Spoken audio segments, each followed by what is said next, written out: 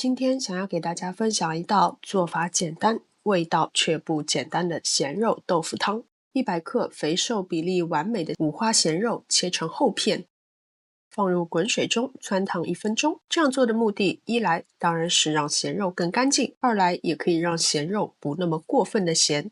锅中烧热少许的食用油，把咸肉煎香以后，倒入适量的开水，加入1大勺的绍兴酒和300克切成大块的老豆腐。关上锅盖，中大火先炖煮10分钟，接着加入大概100克左右的蟹味菇，继续煮2分钟就可以出锅了。不过出锅前最好先试一下味道，我没有额外放盐，因为咸肉已经足够的咸。淋上1小勺的麻油，再撒上一把葱花，一道家常咸肉豆腐汤就完成了。咸肉的浑厚和豆腐的细腻相得益彰，汤头咸香却不油腻，简单却能让人感到温暖。